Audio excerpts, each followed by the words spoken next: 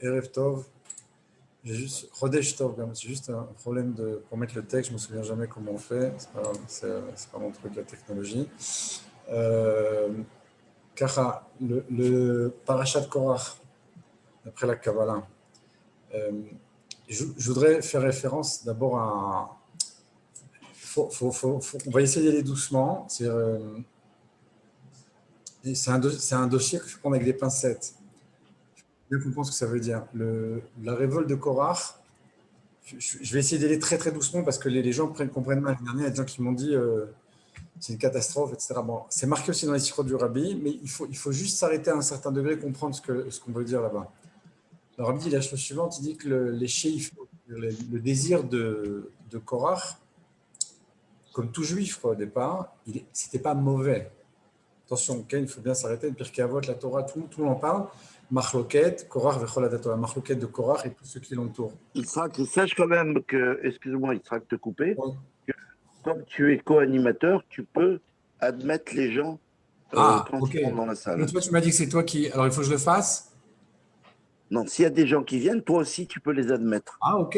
Je le Voilà. faisais pas parce que tu m'avais dit que tu le faisais. Ok, d'accord, pas de problème. Il n'y a aucun problème. Juste, si tu peux me rappeler comment on fait pour mettre un document en ligne. Tu vas dans partager, l'icône verte au milieu. Share screen.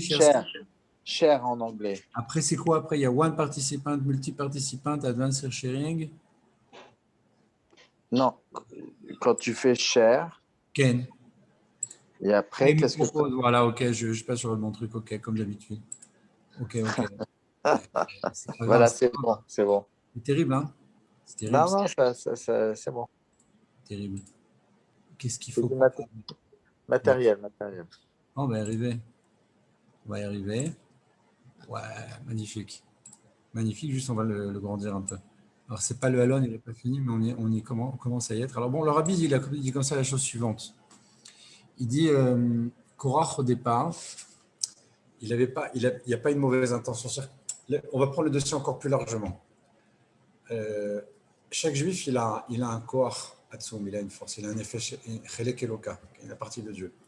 La partie de Dieu qu'il a en lui, nécessairement, elle a un désir, on pourrait presque dire violent, un amour, l'amour de la Neshama, du Nefesh, vers Dieu. Donc, le problème, c'est la traduction. Tous les problèmes qu'on a, c'est un problème de traduction, en fait.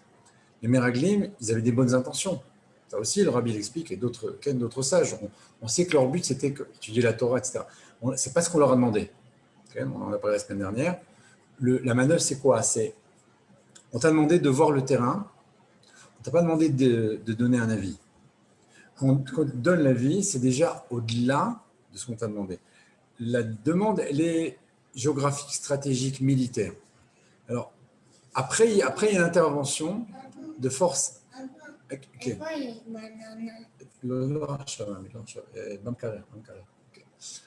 La demande du Nefesh, elle est bonne. Le problème, c'est la traduction.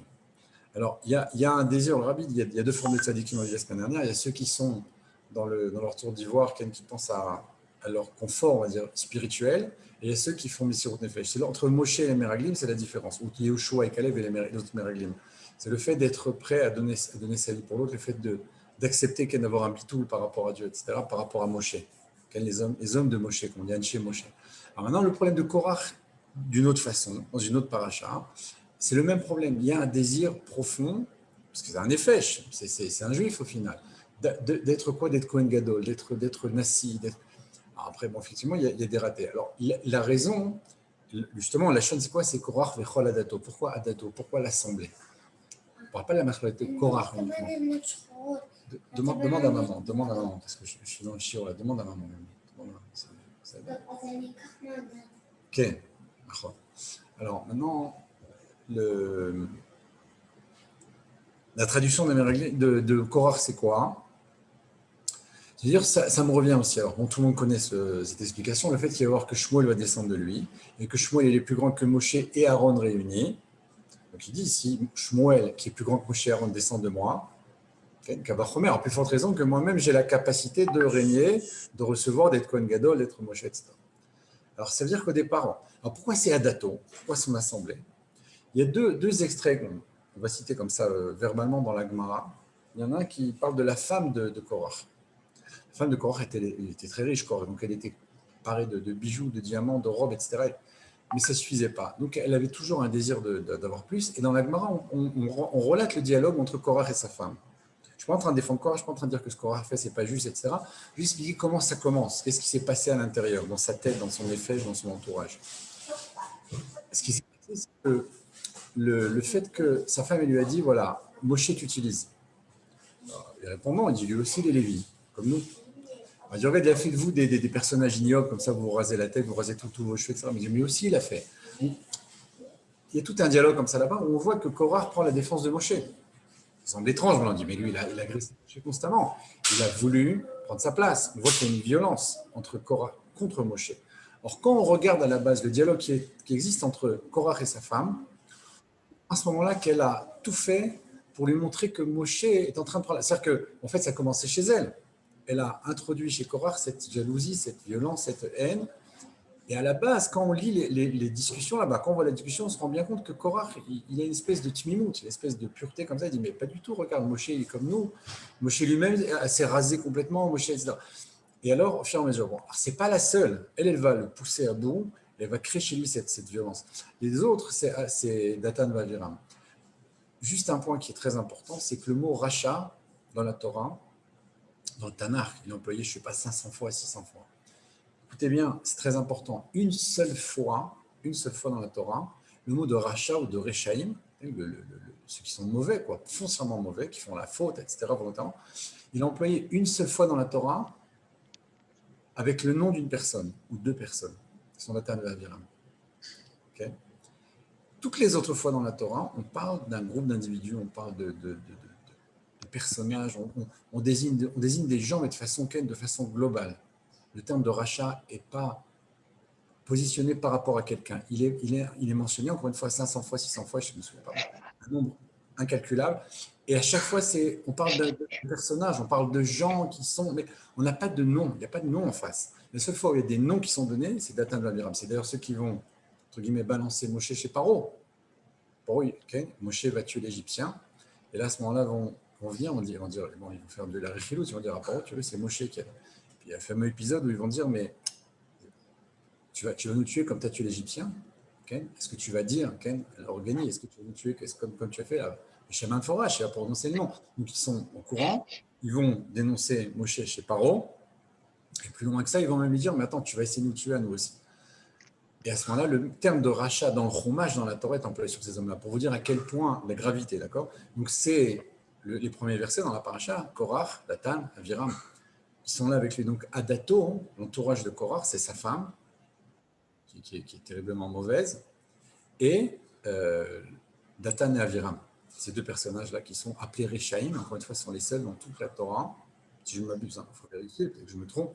En tout cas, s'il y en a un autre, il n'y en a pas beaucoup, peut-être une autre fois, mais je ne crois pas, de mémoire. Toutes les autres fois, c'est générique, c'est un terme général. Donc ça, c'était le premier point déjà qu'il fallait évoquer. Non pas que je suis en train de dire que Korach, c'est un tzaddik, mais il faut remonter aux origines. Il y a une influence terrible pour l'amener à ça. Maintenant, le rabbi dans les Sichot dit, la sheifa, le désir de Korach, il était au départ, nécessairement venant d'une nefesh, quelque chose de bon. C'est la traduction après qui a été catastrophique. Il y a Yetzirah, il y a un kavod, il y a... Alors la lecture, encore une fois, revient sur Shmuel. Alors maintenant, ça c'était un premier point. Là où je voudrais commencer, mais là vraiment de façon, je vais essayer de rester dans le sujet tout au long du cours. C'est assez fin. C'est la notion du partage qui est évoquée par Rashi. Je vais expliquer. Rashi, comme toujours, on parle souvent au départ de Rashi. Pourquoi? Parce que Rashi est d'une précision, d'une profondeur. Rashi, c'est un Mekoubal, c'est un prophète. Il faut le savoir, c'est quelque chose de très, très, très grand. Rashi, c'est pas, on dit Pshuto chez Mikra, qu'il y a le sens simple, etc. Quand on parle de sens simple, on parle de sod nécessairement, parce que sans le sod, on ne comprend pas le sens simple. Le sens simple, il passe largement dessus de nous. Avec le sod, je comprends le sens simple du verbe. Alors Rashi, c'est vrai qu'il a l'air simple, mais il donne des éléments très, très profonds. Je ne sais pas si vous connaissez ce Rashi. Le Rashi apporte la chose suivante. Lorsqu'il y a marqué Korach, car Korach ben Issar ben Kehat ben Levi, c'est le tout début, Ken, les premiers mots. Donc il y a là-bas ben Issar ben Kehat ben Levi. Et alors, donc il y a son Yichus, Ken, Et Rashi dit la chose suivante là-bas. Velo iskir ben Yaakov. Parce que Lévi, c'est le fils de Yaakov. C'est le troisième fils de Yaakov. Donc, il ne le ramène pas. Et Rashi continue. Chez Bikesh Rachamim alatzmo. Il a demandé de la miséricorde pour lui.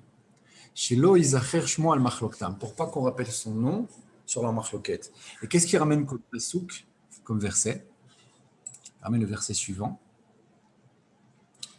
Bikalam al Techad Kevodi. Dans leur assemblée, que mon kavod ne soit pas, qu'on ne mentionne pas mon nom. Je veux pas être dans cette machloquette. Alors maintenant, je ne sais pas si vous savez, mais ces versets dont on parle là-bas, c'est quoi? Ces versets qui parlent de Shimon et Lévi, qui sont rentrés pour tuer les 24 000 habitants de Shrem. Alors, pour vous poser la question, attends, quel rapport, si tu me parles de Korach et de son assemblée, et puis qu'Yaakov ne veut pas qu'il soit mentionné, je comprends. Il est marqué dans l'Ivra Yamim. Dans l'Ivra Yamim, on parle là-bas des généalogies de Dieu à Israël, ou même de l'humanité. On commence depuis Adam, etc. Adam, c'est le premier mot là-bas, pratiquement dans l'Ivra Yamim, dans les généalogies. Là-bas, Yaakov est oui mentionné. Mais dans le Chumash, il n'est pas mentionné. Encore une fois, il dit, je demande, Rachamim, surtout ne mentionnez pas avec eux. Mais le verset que Rashi rapporte, c'est un verset qui parle de Shimon et Lévi. Et là-bas, dans le verset de Shimon et Lévi, c'est quoi le verset en entier? Je vais vous le dire. On va le lire d'ailleurs ensemble. J'espère qu'il est à l'écran. Là. Comment je fais pour enlever ça? On va descendre un peu. Ça ne m'aide pas beaucoup. Voilà. Tu veux faire un autre partage? Maman. J'essaie de voir un texte dans un passouk en fait que je vais mettre sur. Non, tu vas agrandir sur ton écran. Ah, je peux le remettre. Non, c'est. Ok, là vous voyez, oui. Oui, on voit très bien Ah, tu veux que j'agrandisse le texte? On voit 3 pages là. Donc. Ah, si là c'est bon. On voit qu'une page? Non. Non, je ferme les autres. Vas-y. Là, il apparaît, le passouk apparaît? Là, on voit la totalité. Moi, je peux zoomer parce que j'ai un écran tactile. Qu'est-ce que je dois faire il faut que je ferme les autres? Non, c'est-à-dire que toi, tu peux aussi zoomer dessus, agrandir. Il faudrait que tu viennes me voir un jour. Il serait que tu me fais un coup. D'accord, ok. On va dire oui. Désolé, je suis désolé. J'ai encore avec la technologie. Alors, le verset que ramène Rashi, il dit Bikalam Techad Kevodi. Alors, je mets en surbrillance, là en bleu, ce morceau. Okay? Dans leur assemblée, n'unissez pas, ne faites pas un avec mon kavod. Je ne veux pas être avec eux, je ne veux pas être branché avec eux. Là, on parle de Shimon et Lévi. Okay? Mais ça commence comme ça. Besodam al-tavonafshi, dans leur secret, que mon âme ne vienne pas, dans leur assemblée, qu'il n'y ait pas une unité avec mon kavod, qui be'apa margou ish, parce que dans leur colère, ils ont tué un homme, et dans leur volonté, ils ont déraciné un taureau. Alors là, le Rashi nous dit, c'est quoi Ish, c'est quoi? C'est Shrem. Puis ils ont tué Shrem. Shrem est en tout 24 000 personnes. Ces 24 000, ce n'est pas marqué dans le verset, c'est les Sfarim dans le Kabbalah qui expliquent ça. On va les retrouver, bien entendu, on revient sur ce sujet. 24 000 après chez Shimon avec Zimri et Pinchas, encore bientôt, il y a encore 24 000 avec les élèves de Rabbi Akiva. Et dans leur volonté, ils ont déraciné un taureau. C'est quoi le taureau? C'est qui? C'est Yosef. Il appelait le taureau. Mais c'est intéressant parce que Rashi nous amène ce verset-là par rapport à l'assemblée. Parce que vous allez voir dans la paracha, vous le voyez presque, je ne sais pas combien de fois, peut-être une dizaine de fois dans le verset, la notion de Ka'al. Tout début de Parashat Korach, ça apparaît. On va essayer de le mettre aussi à l'écran. C'est ça, Ken, Chumash. On va remonter dans le temps. Voilà, ici. Alors, regardez le premier passage Baïkar Korach. Donc, il a pris Korach. On a ce fameux nom Ben Itzar, Ben Kad, Ben Levi. Ici, ce Rashi où dit donc il demande qu'il ne soit pas associé. Et après, Baïkoumou Lifne Moshe Vanashim Ken. Et au troisième verset, Vaïkaalou al Moshe Valaron. La notion de Kaal ici revient dans la paracha une dizaine de fois tout au long de la paracha. Donc, on retrouve ce mot de Ka'al, Bika Alam, dans leur assemblée, je ne veux pas être. Mais encore une fois, c'est autre chose. Alors maintenant, si on regarde les mots de Ish et de Shor, il y a un message derrière ça, c'est que Ish, c'est Moshe. Ish Moshe Anav Meon Mikol Adam Asher Pena Adama. C'est connu, ce mot de Ish, c'est employé sur Moshe. Okay.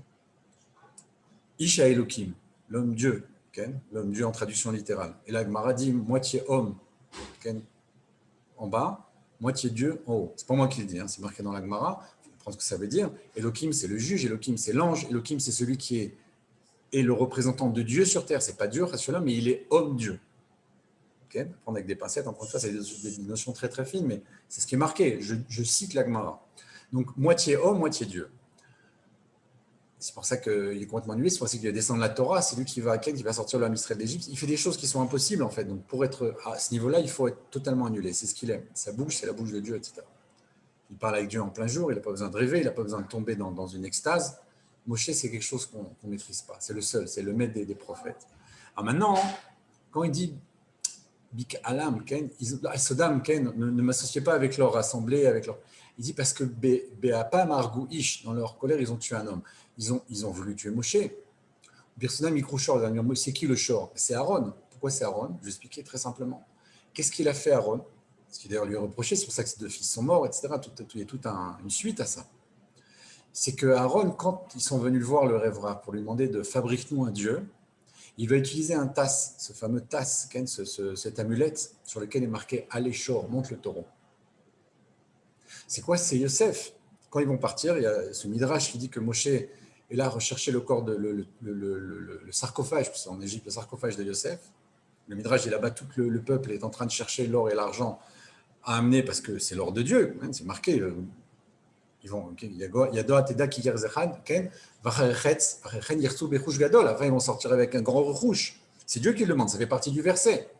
Malgré tout, le Midrash nous dit quand le Ham Israël est en train de courir pour ramasser les fortunes là-bas, Moshe est en train de chercher dans toute l'Égypte où est Yosef. Où est Yosef, où est Yosef, où est Yosef. C'est-à-dire que sa priorité à lui, c'est de sortir les ossements de Yosef. Et il va utiliser à la fin ce tasse, parce qu'il va aller là-bas chez, on en avait parlé, il va aller chez Sérach, qui va lui dire, elle est vieille, elle est rentrée en Égypte, elle a 200 ans, 300 ans, c'est un âge. Okay. Elle lui dit non, Sérach, elle lui dit regarde, ils l'ont mis dans le Nil. Et là, il va aller avec son tasse avec marqué Aléchor, okay, monte le taureau, parce que c'est Shor, c'est Yosef, il a appelé le Shor. Il va le jeter dans le Nil et là, il lui dit si tu montes, tu viens avec nous, si tu ne montes pas, on s'en va, on est libre. Ça fait déjà des jours qu'il le cherche, mon cher. Et là, le sarcophage va monter, on est avec eux. Ce Micha va plonger là-bas, cet enfant que Moshe a sorti de la pyramide, ce fameux texte aussi que tout le monde certainement connaît, où il dit mais Dieu, regarde, tu laisses tuer des bébés pour fabriquer. Alors Dieu lui dit il y a des plans, il y a des choses, ça te dérange. C'est quoi la cavote? Tu veux prendre un enfant, sors-le. Et il sauve un bébé. Le bébé ça s'appelle Micha, ce fameux Micha va grandir, va plonger à son tour récupérer ce tasse, cette amulette avec ce Aléchor, et il va ensuite l'amener avec lui lorsqu'ils vont dans le désert, et ils vont réutiliser ce tasse avec le Révrav pour le jeter dans le feu. Ce sauvetage que Moshe a fait en sauvant cet enfant va être la cause en partie de ce qui va se passer lorsqu'il va y avoir le Gelazav, le veau d'or. Et Aaron, c'est la main qui va permettre cette chose-là, involontairement, totalement. Il dit, mais je ne sais pas, ils m'ont mis une pression terrible, j'ai pris ça, j'ai jeté dans le feu, c'est sorti un veau. On avait expliqué à l'époque, Shor, c'est Yachar, c'est le droit, c'est le carré. Il est sorti un veau en hébreu, Egel, Milachon Igoul, le rond. Lui, il a pensé au carré, il est sorti un rond. Donc, il n'a pas du tout maîtrisé ce qui s'est passé là-bas. Au plan des Timsoumim, parce qu'on a un Timsoum, on a dit dans le droit, au carré et dans le rond. Shor, Yachar en hébreu. Shor en hébreu, c'est le taureau. C'est la même étymologie que Yachar, droit. Et il sort un Egel. Egel en hébreu, c'est la Shon Igoul, le rond. Donc là, ce qui s'est passé, c'est que il est sorti. Alors, qu'est-ce qui a fait cette action-là? Du Shor, qui a réalisé le Shor, qui est devenu un Egel, un veau, c'est Aaron. Donc, le verset que ramène Rashi ici, il est presque hors sujet, si on regarde Ken. A priori, je regarde, je dis, mais qu'est-ce que tu me parles de Shimon et Lévi? Alors, bien sûr, la notion de s'il y a quelque chose qui ne convient pas à Yaakov, il dit, je ne veux pas qu'on me mentionne. C'est ce qui se passe là-bas. Il dit, je ne veux pas avoir affaire avec vous, je ne veux pas être en rapport avec ce que vous avez fait là. Je ne suis pas d'accord avec ce que vous avez fait. Vous avez été tué 24 000 personnes parce que vous voulez sauver le kavod de Dina. Je comprends, mais moi, je ne suis pas d'accord avec ça. Donc, je refuse d'être associé à ça. Alors, c'est ce que Rashi ramène, mais il y a quelque chose au-delà de ça. Cette notion même de dire « je ne veux pas être associé », il va la chercher chez Shimon et Lévi, mais ça revient sur Moshe et Aaron. Moshe qui s'appelle Ish, et Aaron qui est celui qui va faire sortir le shor, mais ce n'est pas le bon shor, pas le bon taureau. Ça, c'est encore un autre sujet. Maintenant, qu'est-ce qu'il dit là-bas le texte? On est ici dans le Rashi. Okay. Ben Issar Ben Kehat. Ok. Velo iskir Ben Yaakov. Il n'a pas rappelé Ben Yaakov. Chez Bikesh Rachamim Alatzmo. Il a demandé Rachamim. Rachamim, c'est Yaakov. Il est Rachamim lui-même, sur lui-même. Shelo Yizacher Shemo al Machloket. On ne va pas rappeler son nom sur la Machloket. Ah non, le nom de Yaakov, il est complexe. Il s'appelle Israël, il s'appelle Yaakov. Il n'est pas marqué ici le nom. D'accord, il n'est pas mentionné. Donc j'ai un choix quelque part virtuellement, puisqu'il n'est pas marqué, entre ces deux noms-là. Alors il y a deux choses derrière ça. Le nom de Yaakov, il est Israël ou il est Yaakov. Si je fais la différence entre les deux, ça me donne 359. Ah, Entre 540 en Israël et 182 de Yaakov. Qu'est-ce que ça me donne? 359, c'est les Gematria de Satan. Pourquoi? Parce que c'est avec lui qu'il s'est battu. Alors Yabok. Il dit, je ne veux pas qu'on mentionne mon nom. Le nom de Yaakov, où est-ce qu'il a changé? Là-bas. Kisarita im Elokim ve'im anashim v'tuchal. Le Karot Shimcha Yaakov, qui Israël, tu t'es battu avec les hommes et avec Dieu.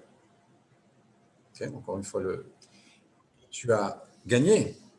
Ton nom ne sera plus Yaakov, qui fait référence au talon, et là, Israël, qui fait référence à la roche, comme le Rabbi dit dans les Sichot. Yaakov, c'est Yud Akev, le Yud du talon. Et Israël, c'est l'Iroche, il est pour moi une tête. Donc on a les deux extrêmes, le talon qui est la partie la plus basse, la partie la plus insensible, et la tête qui est la partie la plus élevée. Donc on dit, je ne veux pas qu'on mentionne mon nom, il dit son nom n'est pas rapporté. Okay. Donc le nom de Yaakov qui n'est pas rapporté, quand on fait la différence entre les deux, on a ici cette notion de Yaakov Israël. Donc on voit ici le Satan qui intervient. Agav, Zélu Matzéas Elokim, une chose et son contraire Dieu a fait. Le mot qui désigne le Mashiach est la même valeur numérique avec le Kolel. Mashiach, ça fait 358. Avec le Kolel, ça devient 359. Ce qu'a fait Korach, il a dit, moi je suis... Il a basculé. Au départ, il a dit, je suis le Mashiach. Moshe, c'est le Mashiach, c'est le libérateur. Aaron, c'est le Kohen Gadol. Il dit, je suis ça ou ça, je veux un poste. Les frères ont tout pris. Ils ont pris toute la coupe. Il y a une magouille électorale, quoi. Il y a un truc qui ne va pas. Moi aussi, je veux participer. Je suis aussi partie des Lévites. Je suis un cousin. Je ne suis pas étranger. De moi va venir Shmuel. Je suis très très grand moi aussi. Je ne comprends pas ce qui se passe ici. Donc ils veulent tout ramasser. La preuve, un est roi, l'autre il est Kohen Gadol. C'est exagéré. J'ai droit à quelque chose. Alors maintenant, lui, qu'est-ce qu'il demande ici? Il demande d'être le Mashiach. Non, il a basculé, il est tombé dans la mort. On a ici la notion de Yaakov Israël. Où est-ce que ça a commencé? Avec Adam Arishon, le serpent. La même valeur numérique que Mashiach, avec le Kolel encore, 359. On a les mêmes notions qui reviennent. Quand on arrive à Yaakov qui répare Adam Arishon, qui s'arrêtait Melokim ve'im anashim, on a dit. Le Karot Shimcha Yaakov qui Israël, c'est plus Yaakov mais Israël qui va être appelé. Parce qu'il dit, je ne veux pas qu'on mentionne mon nom. C'est quoi ton nom? C'est Yaakov ou c'est Israël? Ça fait référence aussi à Adam Arishon. Pourquoi? Parce qu'il y a marqué là-bas, quand Dieu va punir l'homme, la femme, le serpent, on va commencer avec le serpent. Et qu'est-ce qu'il dit au serpent? Oui, Shufra Rosh, il va t'écraser la tête, et toi tu vas l'attaquer au talon. C'est quoi la tête? C'est l'Irosh, c'est Israël. C'est quoi le talon? C'est Yudakev, c'est Yaakov. On a ici les deux noms qui apparaissent dans le verset là-bas, chez Adam Arishon.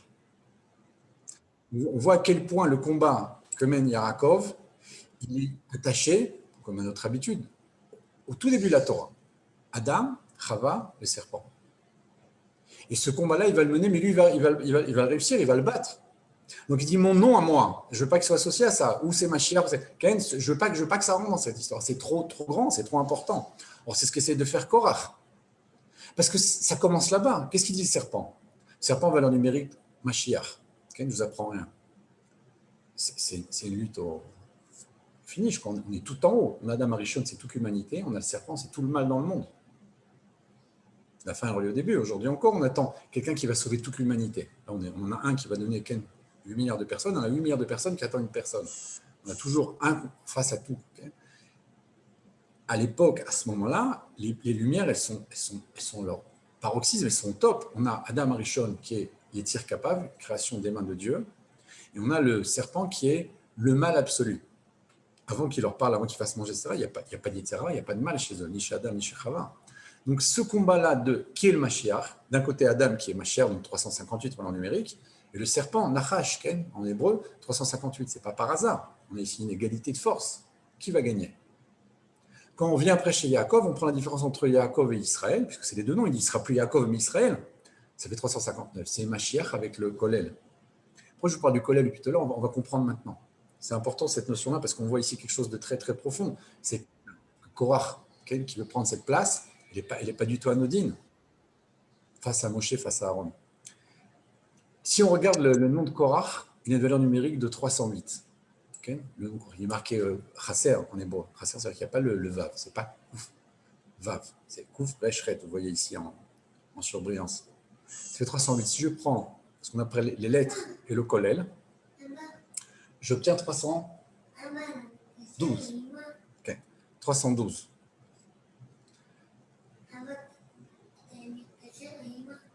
Non, l'homme. Alors, on obtient 312. C'est quoi 312?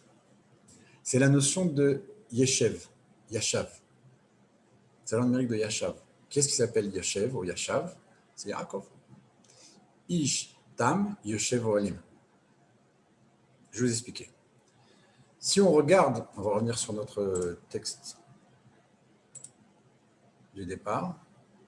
Ok. Je vais essayer de le grandir peut-être. On a 3 noms qui sont mentionnés. Donc on a dit Korach, valeur numérique 308. On l'a ici. Si on arrive à le mettre. Okay. 308, c'est la valeur numérique de Korach. Si on rajoute Benissar, c'est la première génération. Alors juste, je vais expliquer un autre point avant, c'est que lorsqu'on a des Gvurot, on a ici beaucoup de Gvurot, puisqu'on en parle dans toute la Torah, la marloquette de Korach, il y a une marloquette, c'est la marloquette, par essence, par excellence, c'est la marloquette de Korach, contre Moshe, contre le Mashiach de l'époque. C'est Mashiach, Moshe. C'est d'ailleurs le premier Goël, le dernier Goël. Même Mashiach, il est Moshe Rabbeinu.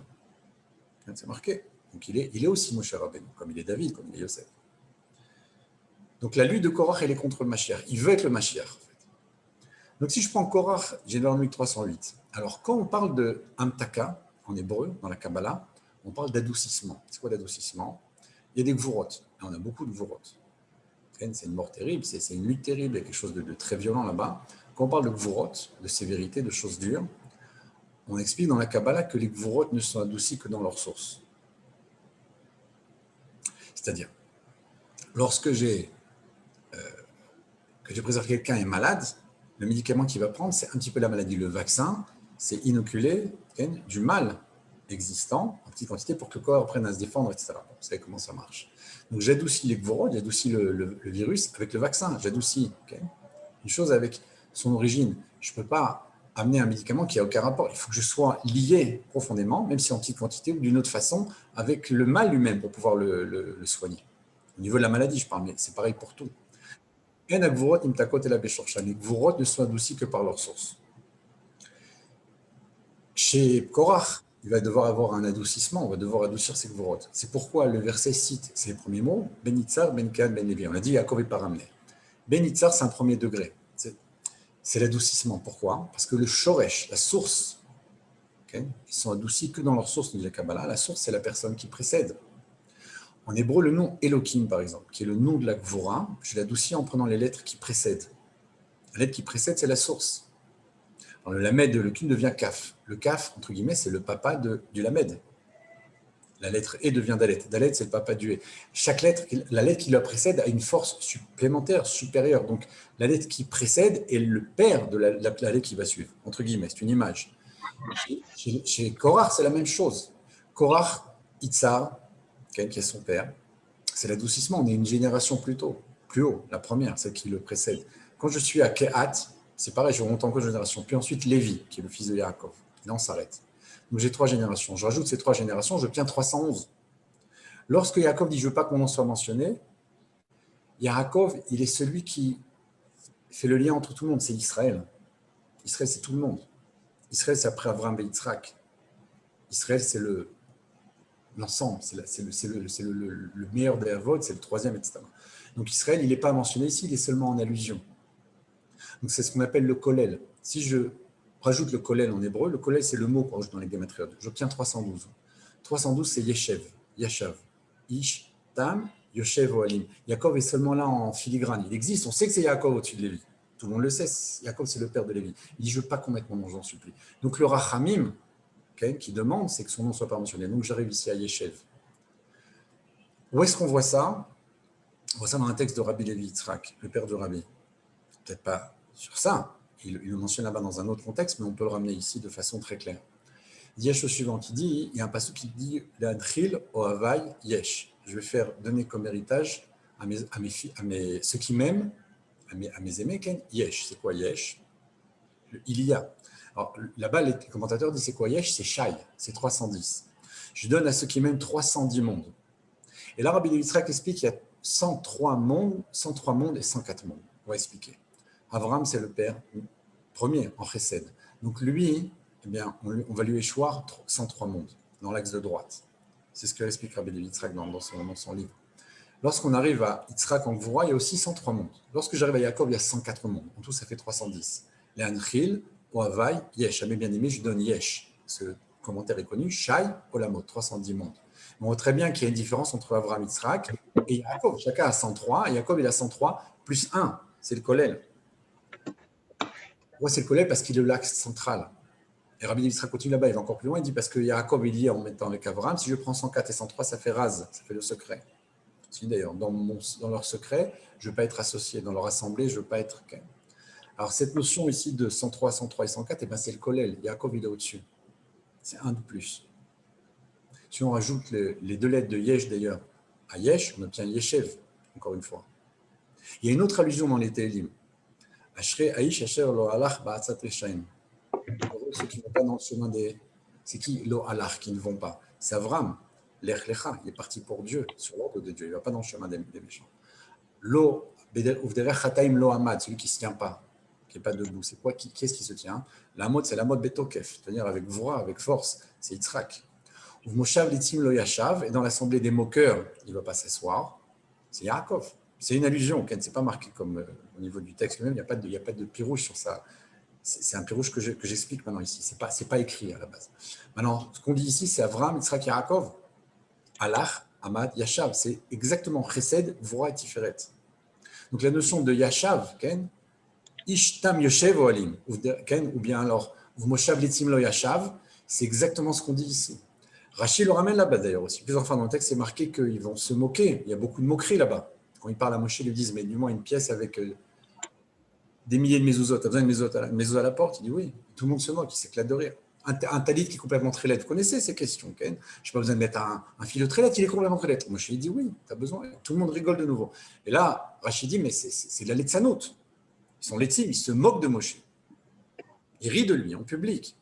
Donc cette notion de létim, Yaakov dit, c'est pas pour moi. Moshav létim lo yashav. La notion de yeshev ici, Ken, ça correspond à Yaakov.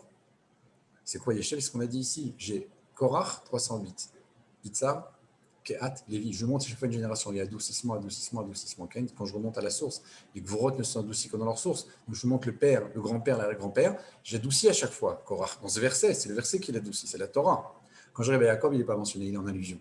Si je rajoute ce qu'on appelle le Kollel, Ken, le mot lui-même, j'obtiens 312. Yeshev, Yashav. On va l'évoquer maintenant. Ou dans le Télim, ou dans la Torah, et même lors d'un courage, quand c'est marqué Ishtam Yoshev Oalim. Donc on voit ici très bien que quand il dit mon nom ne doit pas être mentionné, son nom est seulement allusionné, on sait qu'il est là, c'est le père de Lévi, mais il n'est pas marqué. Donc on voit que ce nom-là, ici, il est présent. Alors ce qu'il n'a pas réussi à faire justement Yaakov, c'est arriver à ce Rachamim. Il est dans l'extrême. Et dans l'extrême, c'est pourquoi on est dans les mondes, Ken, de droite ou de gauche. Ce que le rabbi explique aussi dans les Sikhot, il dit c'est à droite, c'est à gauche. Korach, c'est extrême, il n'y a pas le Tiferet, il n'arrive pas au Tiferet. Donc Yaakov dit ne le mentionnez pas, il n'a rien à voir avec moi. Il n'est pas dans l'axe central. Ok, donc ce Yesh là, donc ces 310 mondes qui sont à Avraham, Yitzhak et Yaakov qui deviennent Yeshev, si on rajoute les deux lettres, qui devient 312, qui sont Yaakov, puisque Yaakov c'est Yashav, Yeshev, Ishtam, Yoshev, Oalim. Ou Moshav Letzim Lo Yashav, ça correspond à Yaakov. Donc on voit très bien ici que ce qu'a fait Korach, c'est essayer de prendre la place d'Israël, essayer de prendre la place de Moshe, essayer de prendre la place de Aaron. Parce que sa sheifa, encore une fois, son désir profond était très haut. Il y a eu une grande ratée même.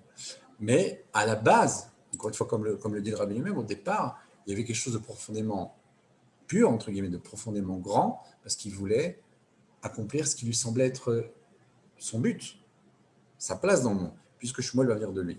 Alors, ça va beaucoup plus loin parce que Shmuel, justement, comme on dit, c'est l'image de dans le verset, Shmuel est plus grand que Moshe et Aaron réunis. Et on voit très bien ici que la notion de Kohen Gadol et de roi reviennent. Pourquoi? Parce que quand on va passer des générations, on va arriver chez Shmuel, qui va être celui qui va couronner David Amelech. Donc on est ici le roi, le premier roi, l'unique roi, puisque David c'est l'Anmalchut dans le monde. Et Shmuel n'est pas Kohen Gadol. Il n'est pas Kohen Gadol. Par contre, il va être consacré depuis qu'il n'est pas autre, qu'il est bébé, à la névoie. Il va grandir chez Eli. Et Eli, lui, est Kohen Gadol de l'époque. Il est Kohen Gadol et juge. Comme c'est marqué, celui qui éduque un enfant, c'est comme s'il l'avait enfanté. Là, c'est véritablement le cas, parce qu'au-delà du fait qu'il va l'éduquer dans la Torah, dans les lois et dans la névoie, dans la prophétie, au-delà même de cela, il va être, lui, Kohen Gadol, et lui va grandir chez lui. Donc, son père, quelque part, spirituel, et c'est comme s'il avait enfanté, comme le dit verset. D'ailleurs, là-bas, le verset cite justement Moshe, Aaron et Moshe, qui reviennent là, dans cette notion-là. On se dit, Aaron va intégrer, Moshe va enseigner.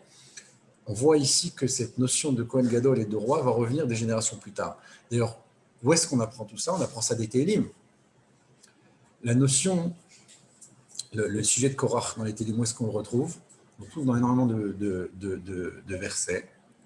Mais on ne parle pas de Korach là-bas, on parle d'Ivnei Korach. Maskil, l'Ivnei Korach, Ken, Lamnatser, l'Ivnei Korach. Pourquoi on parle de l'Ivnei Korach là-bas? Alors, les commentateurs là-bas, le Metsudat, etc., les commentateurs habituels de Télim, y compris Rashi, mentionnent la notion de Tchouva. Pourquoi la notion de Tchouva? Parce que c'est ce qui est marqué dans le Yom de cette semaine. Uvnei Korach lo metu. Comment Shmuel va descendre de Korach? Korach est mort. Il voit de lui, par prophétie, que Shmuel va descendre de lui. Il voit aussi dans cette même prophétie que Shmuel est plus grand encore une fois que Moshe et Aaron. Comment tu peux réaliser ça? Par le fait que tout le monde va tomber dans l'abîme, dans le Sheol. Les seuls qui survivent sont les fils de Korah. Les commentateurs expliquent qu'il y a au moment où a commencé toute la marloquette et que les choses se sont envenimées. Dans leur cœur, ils ont commencé à ce qu'on appelle Hérou et Tchouva. Ils ont commencé à faire Tchouva. Maintenant, malheureusement, il y a une pression.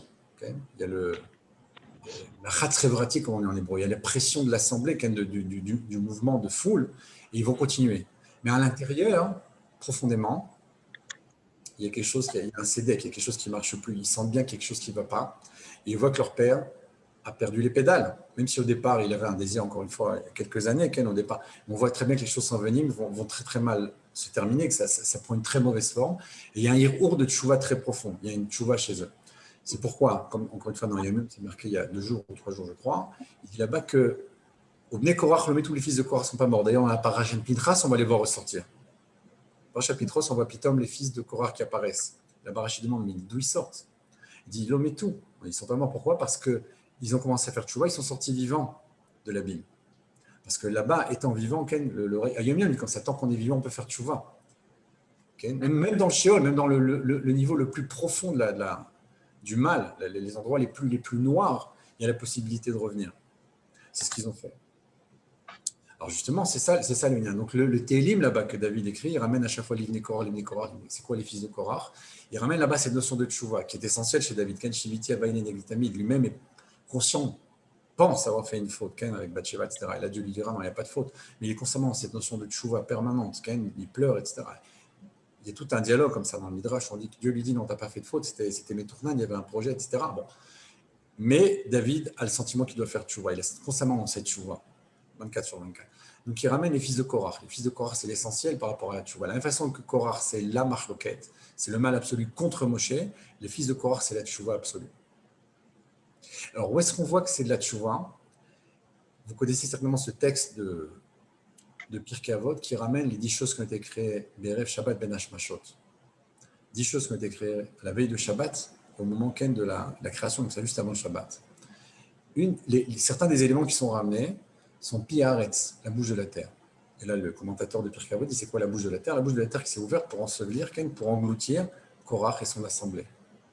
Là-bas, il y a une notion de tchouva. Et je vais expliquer pourquoi. Parce que les autres points qui sont mentionnés là-bas sont tous liés à la tchouva. Quand on parle de Pi Haton, par exemple, c'est le même Pirkei Avot là-bas, la bouche de l'ânesse qui va apparaître bientôt aussi dans la Torah. Le rabbi, dans une sikha, explique ça très largement. Il dit comment se fait-il que subitement il y a des miracles incroyables avec cette ânesse qui commence à parler? Elle voit l'ange. Bilam ne voit pas l'ange. Qu'est-ce qui se passe là-bas? Toute la manœuvre là-bas, tout ce que Dieu fait là-bas, c'est pour faire en sorte d'essayer de sauver Bilam pour qu'il fasse teshuva. Pourtant, Bilam, c'est quelqu'un de terriblement haineux. Il veut détruire le peuple juif. Sa prophétie qui voudrait donc, énoncer et contre le peuple juif, ça va se transformer parce que Dieu va mettre dans sa bouche d'autres mots. Mais la haine, la violence. Et pourtant, Dieu va essayer de faire en sorte qu'il fasse tchouva. Où est-ce qu'on voit ça? La bouche de l'ânesse. Et la bouche de l'ânesse, justement, ce que cite le rabbi dans la Sikha, il dit le fait qu'elle a parlé, c'était pour faire en sorte que Bilam fasse tchouva. On parle là-bas des louchot. C'est quoi les louchot? Justement, ça aussi, c'est un texte qui est marqué dans Yom Yom, dans les Sichot. Il y a deux louchot. Les premières, tzadikim. Voilà, les amis, on se retrouve à nouveau avec M. Ababou. Et aujourd'hui, je dois prévenir que malheureusement, le cours sera un peu plus court que d'habitude. 35 minutes. C'est pratiquement que notre cher ami, notre maître qui va parler. Il y a un truc qui m'échappe. Il y a ici donc deux louchot. Les premières louchot, la Chassidoute nous dit les premières louchot, le Israël et Tzadik, c'est tzadikim, ils vont être brisés. Le deuxième louchot, ils sont balés de chouva. Le peuple juif, l'homme Israël sont balés de chouva. Ça veut dire que, là encore, Piaretz, la bouche de la terre, chouva, parce que c'est les fils de Korach qui reviennent dans les Télim, qui reviennent dans le fromage, qui reviennent dans la parachute de Pinchas, etc. Piaton, la bouche de l'ânesse, pour que Bilam fasse chouva. À Louchot, pour que le peuple juif fasse chouva, parce qu'ils vont devenir balés de chouva la deuxième fois, dans les deuxièmes Louchot. Et ainsi de suite, comme ça. Il y a beaucoup de termes là-bas qui sont employés, beaucoup de notions, de choses qui sont annoncées dans ces 10 choses qui sont créées Rev Shabbat. Elles sont liées à la tchouva. C'est le moment, en fait. C'est Ben Hashmashot, c'est le moment entre le jour et la nuit. Et encore une fois, l'exemple fameux, fondamental, Bnei Korach le Metou. Il y a une écriture qu'on peut faire au-delà de Bnei Korach le Metou. Les fils de Korach ne sont pas morts. La notion de Ben dans la Torah, c'est la notion de Mashiach. Dans la Chassidut, dans la Kabbalah. La notion de Ben, c'est Malchut. Encore une fois, il y a Av Sagma Ben, il y a plusieurs façons d'écrire le nom de Yud Kevavke. La quatrième façon d'écrire le Yud Kevavke, c'est la Gematria 52. Ben, c'est 2 fois 26. Cette notion de Ben se double, qui est la Malchut, qui est la royauté, puisque si elle reçoit, elle rend à l'infini. Malchutra, Malchut, Kololamim, ta Malchut, c'est la royauté de tous les mondes. La Malchut d'un monde, c'est le Keter du monde qui va suivre. Et cette notion-là de Malchut qui est toujours réception, transmission. Cette notion de Malchut absolue, c'est David. Cette notion-là, c'est dans la Merkava, dans le Yud Kevavke, la dernière lettre, le E. Dernier et de Yud Kevavke, c'est David. Abraham, Yitzhak, Yaakov, David. Ce dernier s'appelle Ben, en valeur numérique. Ben, c'est le fils, aussi, c'est une double lecture. Bnei Korach le Metou. La notion de Ben, chez Korach, elle n'est pas morte. Ce désir profond qu'il avait, c'est pour ça que Yafé Korach, Ben Mikochav, elle est forte, elle est plus belle, la force du fils que celle du père. C'est vrai que Korach s'est trompé lourdement, gravement, il en est mort. C'est vrai qu'il a créé une marloquette terrible. Mais ses fils ont fait tchouva. Ses fils vont continuer, ils vont donner naissance, pas eux, mais après quelques générations, à Shmuel, le prophète Shmuel, qui va lui-même couronner le roi. Qui va couronner David, la royauté elle-même. Donc on voit ici Bnei Korach, la notion de Ben, de royauté de Mashiach, elle est restée chez ses fils. Bnei Korach le Metou, les fils de Korach ne sont pas morts. C'est encore un message qu'on peut lire à l'intérieur de ce texte. Donc maintenant, pour reprendre un peu toutes ces notions-là qu'on a évoquées, la notion de Kolel, Ken, le fait que Yaakov il surplombe tout ça, il n'est pas mentionné, mais il est là, Ken, il plane au-dessus de tout ça. Cette notion de Yaakov qui vient après Avraham et Yitzhak, on a dit 103, lui c'est 104. On a ici les 3 générations, mais on ne rappelle pas Yaakov. Chaque fois, ce Kolel qui nous permet d'arriver à quelque chose de plus haut, de plus grand, cette notion que Mashiach, Ken, qui a commencé avec Adam Arishon et le serpent, Yaakov avec l'ange, qui est le même personnage d'ailleurs. Et ici, Korach, qui malheureusement va être lui, celui qui va prendre la place du Satan, du serpent, contre Moshe, qui est le Mashiach. Des choses qui reviennent à chaque fois. On a Moshe Aaron ici. On a dit l'un c'est Ish, l'autre c'est le Shor. Là c'est l'homme, l'autre c'est le taureau. En allusion, même si ce n'est pas le. C'est le message que Rachel nous donne. Donc on voit ici cette notion de Kolel qui revient à chaque fois, cette globalité, parce que Yaakov, c'est tout le peuple juif, c'est ce qui est au-dessus de tout ça à chaque fois. C'est ce qu'a demandé Yaakov. Il dit je ne veux pas être associé là-bas parce que je suis au-dessus de tout ça. Je suis Israël. Et Korach, il est sorti de ça. Korach, il est sorti de la notion de Mashiach, même si ses fils vont y arriver. Lui, là, il a perdu les repères. Donc ne me mettez pas avec lui dans ce verset-là, je ne veux pas être mentionné dans la Torah. Il a prié, il a demandé à Rachami pour ne pas être mentionné. C'est, entre autres, une de toutes ces notions qu'on a évoquées ici, le fait qu'il ne veut pas être le Kolel, celui qui va permettre de réaliser l'irréalisable, de réaliser ce qu'on demande au Fils, quoi. On demande à l'homme d'être lui-même le Mashiach ou d'amener le Mashiach. Et ce que Korach a voulu être, ce n'était pas son travail, ce n'était pas sa place, donc ça ne s'est pas passé. Il n'y a que Moshe qui a réussi et Aaron a vécu parce qu'on est toujours obligé d'être avec 2 personnages. Moshe et Aaron, comme il y a Mordechai et Esther, Ken, Mashiach, Eliaou, on a toujours ce même Aleph qui revient, etc., ces mêmes lettres qui sont présentes. Korach a complètement loupé cette notion-là, même s'il y avait un désir profond au départ, ça n'a pas du tout fonctionné. Donc voilà en gros les idées qu'on voulait développer. J'ai peut-être été assez rapidement, comme à notre habitude. S'il y a des questions, je vous écoute.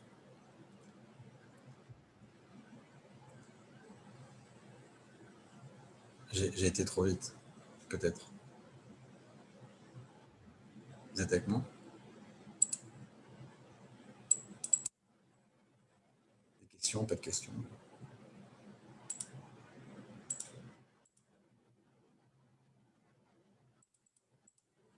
Tiens, des parties du texte que j'ai mentionnées, des explications que j'ai mentionnées qui ne sont pas claires ou des choses qu'on était un peu trop vite, je suis à votre écoute.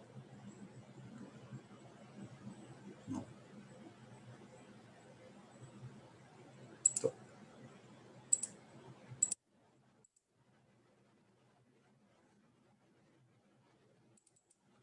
Mordechai, je rends le micro.